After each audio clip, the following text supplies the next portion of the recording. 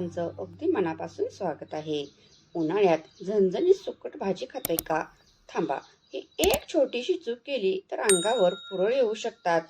तर घाबरू नका हां. आज मी तुम्हाला अशी परफेक्ट पद्धत दाखवणार आहे, जी सुकटची भाजी खमंग, झणझणीत आणि विदाऊट स्मेल बनेल आणि भाकरीसोबत तर जबरदस्त लागते. चला तर मग व्हिडिओला सुरुवात करूया.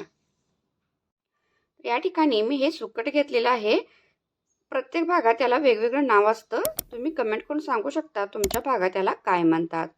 तर पहिली चूक बरेच जण करतात ती म्हणजे हे सुकट न भाजताच तसं डायरेक्ट भिजवून बनवतात. तर असं न करता हे थोडंसं एक 2 ते 3 मिनिटं ड्राय रोस्ट करून घ्यायचं आहे. जास्त पण हाय फ्लेमवर करायचं नाही. स्लो फ्लेमवरतीच हे थोडंसं भाजून घ्यायचं आहे.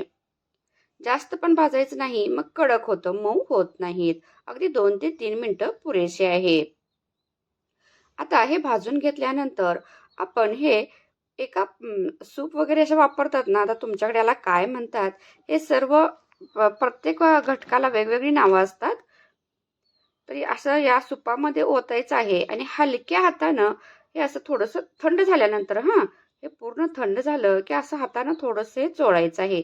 म्हणजे याला काहीतरी घाण असली एक आहे किंवा याचे छोटे छोटे पाय असतात किंवा नको असलेले सुद्धा यामध्ये काही जीवजंतू असतील तर ते सर्व यामध्ये असे निघून जातात आणि हे असं पाकडून याच्यातील सर्व पूर्ण घाण काढायचे आहे. अगदी पारंपरिक पद्धतीने कसं बनवतात त्या पद्धतीने आपण आज हा बनवणार आहोत.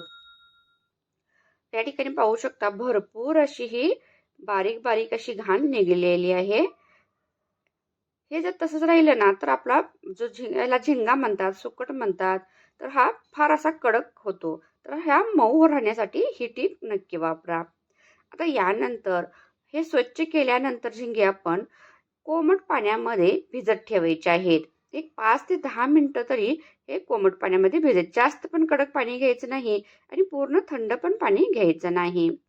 झाकण लावून हे आपण आता असंच 10 मिनिटं ठेवून देऊयात. 10 मिनिटानंतर आपण आता हे पिळून आपण एखाद्या चाळणीमध्ये वगैरे काढायचं आहे.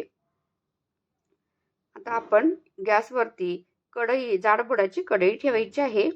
अगदी थोडंसंच तेल वापरायचं आहे. बरेच जण यामध्ये भरपूर तेल वापरतात की जेणेकरून हे मऊ पडावं. परंतु आपल्याला जास्त तेल वापरण्याची अजिबात गरज नाही. थोडंच तेल वापरायचं आहे आणि यामध्ये बारीक चिरलेला लसूण, बारीक चिरलेली हिरवी मिरची, बारीक चिरलेला भरपूर असा कांदा घालून हे छान असं परतवून घ्यायचं आहे. तर उन्हाळ्यामध्ये करताना काय महत्त्वाच्या टिप्स वापरायच्या आहेत हे सुद्धा मी सांगणार आहे. आता कांदा आपला छान असा मऊसर झाला की यामध्ये एक 2 ते 3 बारीक चिरलेले टोमॅटो आपण यामध्ये टाकायचे आहेत आणि ते सुद्धा आता छान असे परतवून घ्यायचे आहेत. भरपूर असा कांदा आणि टोमॅटो वापरला ना तर आपली ही भाजी एकदम टेस्टी होते. कधीही आपण नेहमीच टोमॅटो टाकला की लगेच मीठ टाकायचं म्हणजे आपला टोमॅटो लगेच भाजला जातो आणि पुन्हा हे छान असं परतवून घ्यायचं आहे. आता यामध्ये अर्धा टेबलस्पून हळद पावडर टाकायची आहे. 1 टेबलस्पून घरगुती आपला कांदा लसूण मसाला टाकायचा आहे आणि छान असं आता हे पुन्हा मिक्स करून घ्यायचं आहे.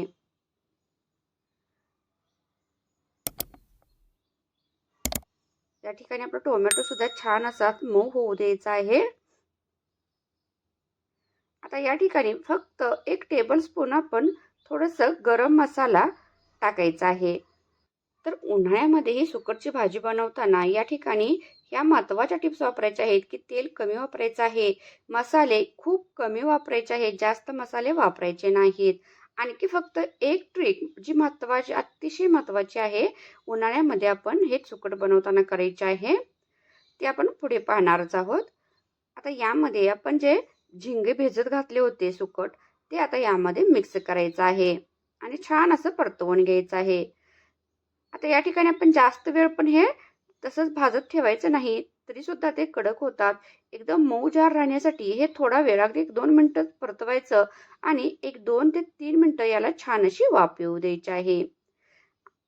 आता गॅस आपण बंद करायचा आणि सगळ्यात महत्त्वाची टीप उन्हाळ्यामध्ये बनवत किती असताना यामध्ये लागतोय किती वेळ किती वेळ लागतोय किती वेळ न विसरता घालायचं आहे आणि छान असं हे मिक्स करून घ्यायचं आहे. तर यामुळं आपण जेव्हा उन्हाळ्यामध्ये हा सुकट आहे हे सुद्धा उष्ण असतं आणि यात ज्यांना पित्ताची त्रास आहे, अपचनाचा त्रास आहे, त्यांना त्रास होऊ नये म्हणून नक्की कोकम किंवा लिंबू वापरा. तर उन्हाळ्यात फक्त आठवड्यातून एकदाच सुकट खा, जास्त पण खाऊ नका. दुसरी गोष्ट म्हणजे बनवताना नेहमी कोकम किंवा लिंबू वापरा.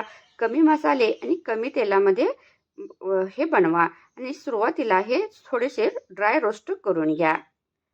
कमेंट करून नक्की कळवा तुम्हाला आजचा व्हिडिओ कसा वाटला. व्हिडिओ शेवटपर्यंत वॉच केल्याबद्दल मनापासून धन्यवाद.